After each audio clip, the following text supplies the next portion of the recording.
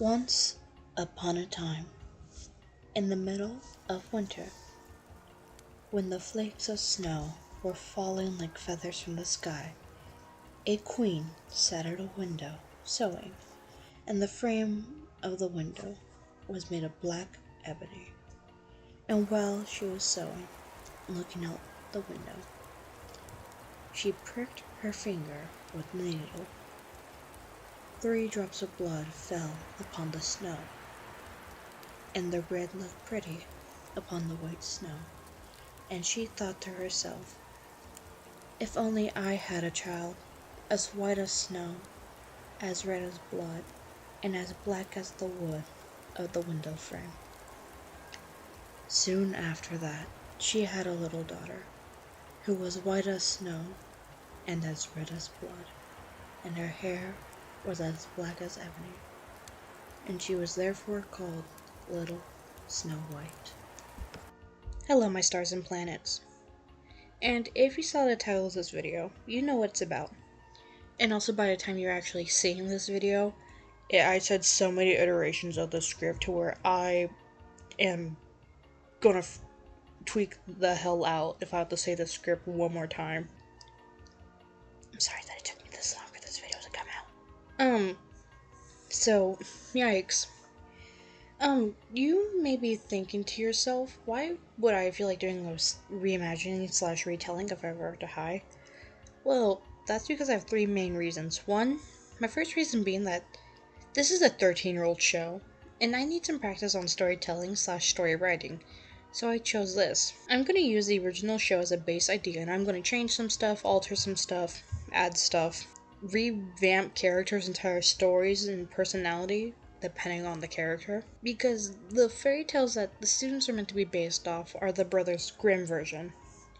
And I understand in the original show they couldn't they couldn't properly portray the students because of that. But in my reimagining / retelling, I will. My second reasoning to why I feel like I have to do this, or not that I feel like I have to do this, why I want to do this, it's because I thought it would be fun to redesign an old show I used to enjoy watching when I was a child, to my memory, and that I enjoyed watching now after I rewatched it again and got the idea for this video. And I'm only making this video not because I felt like I could do better at story writing. I just like this series a lot to where I felt like I should do this. And, my third reason, I'm kinda disappointed, not kinda, I am actually really disappointed. Because Ever After High had pretty background character designs for some characters, and I'm kinda disappointed that they didn't really use them at all. For an example, these 2. From what I've read, these 2 are supposed to be the daughters of Captain Hook and Peter Pan, and the implications of them, or at least of one of them existing, is interesting. And also is an interesting topic point that I'm surprised people don't really cover that much, if some people theorize that they're the daughters of Peter Pan and Captain Hook. And the implications I'm talking about is that the fact Peter Pan accepted that he needed to grow up and face the underlying morality and loss of childhood innocence that a person gets when they get older. Also, the themes that they could have covered with these 2 are a lot of themes that I'm kind of disappointed that we never really saw much of them, besides when they're just background characters made to sit and look pretty. I'll explain more of that if I ever get to redesign other characters from this series. And also, one of those implications being that Tinkerbell's dead. Or, well, Peter Pan's Tinkerbell. Let me explain. Peter Pan first released as a play back in 1904, then later got adapted into a book in 1911. And according to the book, years later when Peter Pan dropped Wendy off back at her house, and many years later, when Peter Pan decides to go visit an older Wendy, Wendy brings up to Peter Pan Tinkerbell, and Tinkerbell isn't remembered by Peter Pan. And for those who don't know, in older fairy tales like this, if a fairy is no longer remembered or no longer needed, they pass away. So Peter Pan states later on, fairies' lives are short, and because of how short they are, they don't realize how short their life is, or something like that. And also this character. She's also pretty. I like her design a lot, and from what I also read and what I saw people talk about, she is supposedly the daughter of 1001 Nights, Arabian Nights, aka the story of Aladdin. And weird fun fact, in the original version of 1001 Nights or Arabian Nights, whatever one suits your pronunciation, Aladdin was Chinese. So if I ever were to redesign her, I would make her a clash of the two cultures and would try to find my best way to implement both sides of those cultures into her design and entire, since just like the other two, she was used as background design. And I'm honestly disappointed about that. She's also really pretty. Now on to the actual retelling. In my Ever After High retelling, what is the Storybook of Legends? And for those who don't know or have not watched the original show, the Storybook of Legends is this giant book that has everyone's fairy tales in it, and that during that graduating class's senior year, the storybook comes out for a signing ceremony to happen, and when that student signs their name in their page of their storybook or their fairy tale, the student is bound to that destiny that is laid out before them in their fairy tale. So, Legacy Day is the equivalent of a high school graduation at the beginning of the school year. So in this retelling, what is the Storybook of Legends? To answer that question, it's the fake one. It's like how we see it during the Legacy Day video, and I imagine it to have more of the Mouse House endings of fairy tales.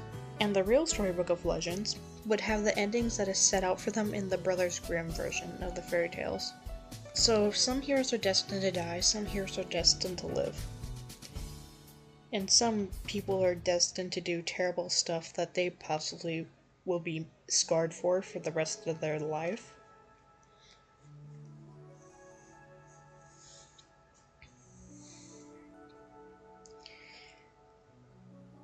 So, let's get on to the actual character designs and other niche story stuff. Also for classification, because I feel like I need to say this. The Brothers Grimm were not fairy tale collectors, let me rephrase that. They were fairy tale collectors, they were not fairy tale writers. I'm pretty sure the only fairy tale they actually wrote was Snow White.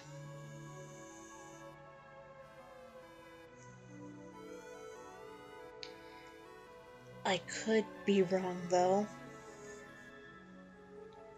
So, any book that we know as Brothers Grimm is. So, any fairy tale that we know as Brothers Grimm is not really a Brothers Grimm fairy tale. It was written by a completely different person, so.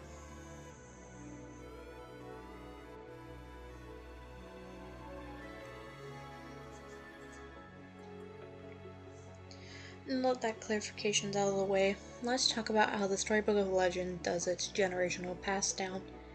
And for this, I'm going to use two different fairy tales as an example.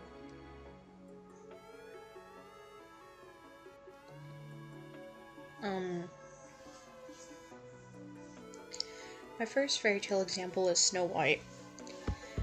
In the original show, it's Raven Queen who's meant to poison Apple White just so Apple can get her fairy tale destiny. But in my retelling / redesign of Ever After High, it is actually meant to be Raven's mother that poisons Apple White, and Raven's meant to poison Apple's kids. But for reasons I do not know yet, Raven's mom is dead. Her soul is trapped inside the mirror realm. I will talk about that in a different video if you guys want that. And now it's Raven's destiny to fulfill the spot that was left open by her mother. And Apple is not aware of that. The other fairy tale example of the generational pass down is the story of Sleeping Beauty. Play more of that in a different video with Briar Rose if you guys want that. All know Sleeping Beauty gets cursed to sleep for hundreds of years. So I imagine that every 118 years, a brand new Sleeping Beauty would pop up. So that would mean Briar Beauty's mom is part of a graduating class that came 100 years ago. And all generations of Sleeping Beauty are cursed from when they're a baby, and when they're in high school, that means any day and any moment they could, by any small accident of a prick of a needle or spindle, that princess can go prematurely into her fairy tale ending. Which are the two main protagonists of Ever After High, Raven Queen and Apple White. So let's start with Raven, shall we? In this retelling, Raven's motive of I don't want to be like evil like my mother, or I don't want to be like my mom, it stays, I'm keeping it, but I am adding like add a tiny bit more of a reason to it. The other reason is Raven knows what her ending is, not the one that the fake storybook of legend has. Raven knows what her real destiny is. The only reason why she knows this is because her mother, the evil queen, sat Raven down back when she was a little bird and told Raven about how her grandmother died. Ever since then, Raven knew she did not want to be like the previous generations of women in her family. And for those who do not know the true ending of Snow White by Brothers Grimm, the evil queen dances to death at Snow White's wedding in burning hot cast iron shoes. So I can imagine the struggle she would go through, since she and a couple other people are going to be the only ones that know what their true destined fate is. And ever since she was told that story when she was a little child, she did not like the idea of the moment she was born, she was destined to die. Let's talk more about other stuff with Raven. Her friendship with Apple stays the same like it was in the original show. And the same like it was in the original show, but Raven doesn't like how semi-unaware Apple is of their true fairy tale destiny. That of Apple being unaware, it puts a tiny bit of a strain on their friendship because of that. And then those little mishaps of strainness on their friendship, they are still best friends forever after. Just like in the original show, Raven is still able to do magic. I felt like I had to keep it.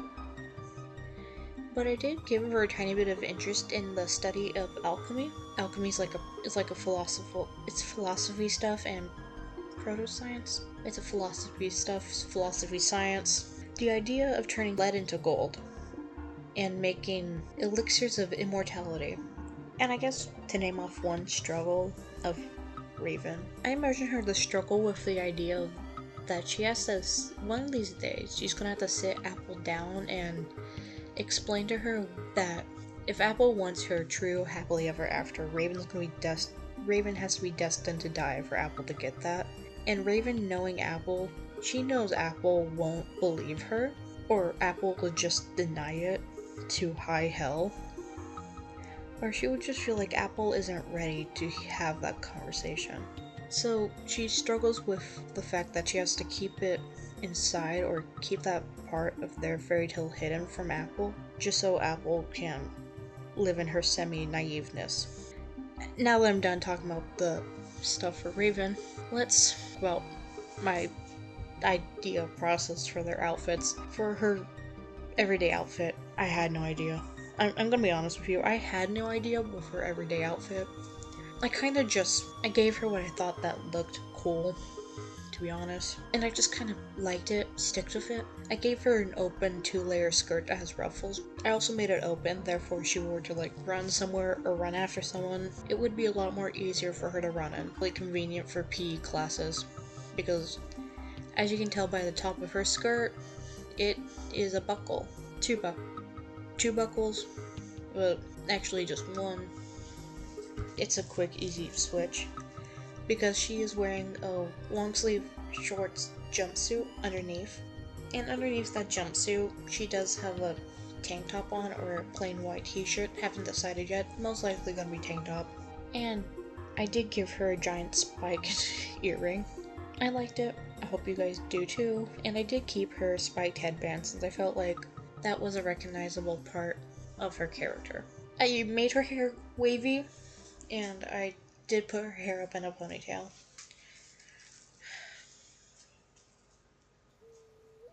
I don't know, I don't really know how to describe how I made her outfit. Or my next one. Legacy Day Raven Queen. For the Legacy Day Raven Queen, I don't like it. Really, really don't like it. I I don't really like it. I just don't like how it turned out. I felt like I did not do a good job as an artist to portray that alternative art style because I'm not used to drawing alt stuff. So I'm sorry, folks. I'm sorry I failed you. Um, but I gave her boots again, and I gave her 3 layers of skirt.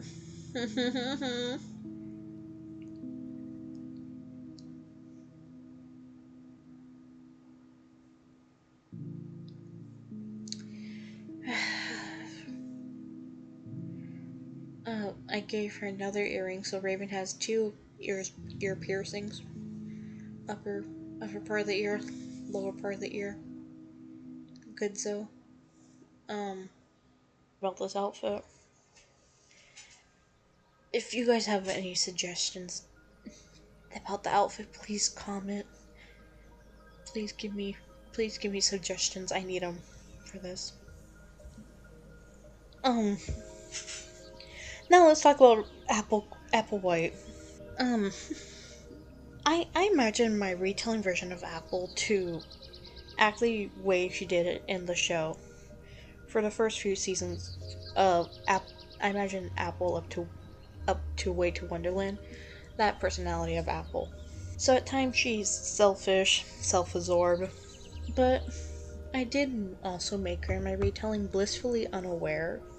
And that's because I imagine because of how her mother is the Snow White. I imagine her to be brought up as a sheltered child, or at least watched like a hawk. She did go to normal school. She was sheltered, but not sheltered. Not like homeschooled sheltered, if that makes sense. And in my retelling, the reason why Apple's hair is blonde, that's because her great grandmother is the Snow White from Snow White and Red Rose. And for those who do not know, that's the other version of Snow White where Snow White's born as a blonde child that has blue eyes and a sister has black hair. And their princess in that fairy tale is interesting, to what I remember. Um, just like just like the original show too. She is the popular girl of the school, and I imagine that retelling Apple likes it, but likes it when it's in like not too much for the rest of the day, but so I feel like when it's like overbearing or like too much popularity for her and it just kind of brings her down, I feel like she tends to go off to a quiet place, reads a book, or does crocheting to get her mind back in gear. And since I did state that Apple's hair is blonde because of her great great grandmother, I'm gonna say that many greats again, you get the point. Apple aren't aware of the alternative fairy tale route that could have happened. So at one point in the series, they will find out about that. One thing Apple doesn't understand is that why Raven she can read Raven's face. She can tell in Raven's eyes that she's hiding something from her, and Apple just can't get it out of Raven for some reason. Apple wants to help, but she just doesn't know how to because Raven won't let her help. So sometimes when she's pestering Raven about their happily ever after and how Raven should try to follow in her mother's destiny, when she's done pestering Raven, she would ask her like once in a while, like, you don't seem okay, what's wrong? Or sometimes Apple would stop talking about their fairy tale destiny when she realizes Raven's facial expression changed with her eye shape. And now let's talk about her everyday outfit. after I gave that brief idea of what I wanted. Also, before I do that, because I know I'm going to forget to mention this, um, as I tried my best to give them a visual difference between them. I tried to make Raven a lot more skinnier, slimmer, and taller, and I gave Apple a tiny bit more of a short, rounder appearance. I'm not used to drawing different body types, but this is also good practice for me to do that. So, the outfits. Originally, when I first drew them, I did not really plan for Apple to have any, like, certain skirt design. But when I was researching Apple phases, I realized that I accidentally made her a skirt look like that phase. It looked like a phase when a flower of an apple is just starting to appear or in bloom, or it looks like that in between phase of the flower turning into the apple itself. So take it as either. Art is up to interpretation after all. And I did try my best to give her faces a lot more softer appearance. I think I did a good job. I don't know. I'm gonna let you guys be the judge for that. And as you can tell on her head, I gave her a giant bow. To be honest, I don't know why I did this. I just did. It looked nice, so I kept it. And I did give her a crown, because why not again? And I did give her socks and red heels that do have pearls, I think, or have golden beads on the top. Most likely just golden pearls. I think that's what I was going for. Her Legacy Day outfit. I had some inspiration, but didn't. I had inspiration for her top. If you were to scroll through like fancy ballroom gowns, you would see the inspirations for her tops and what outfits I pulled from. For her skirt, I was originally going to give her this long ballroom skirt, but I decided not to. I don't know how to draw longer skirts like that, so if I do go later on into the series, I hope by then I would have experience with drawing longer skirts. I felt like I was gonna say something else, but I don't think I have anything else to say, because this is actually the end of my script for this Ever After High video. As you guys realize, I'm not good about talking about characters' outfits or characters' outfit designs in general. So that's my final design of the girls. I guess tell me if you like it, or if you like the designs in general. And I guess tell me if you want more of this retelling slash reimagining series of the show, because I will be happy to deliver more if that's what the mass wants. And I guess I don't have any more to say. I want to sign off and go play video games and get done editing this video, so in case I don't see you again, good morning, good afternoon, good evening, and good night, folks.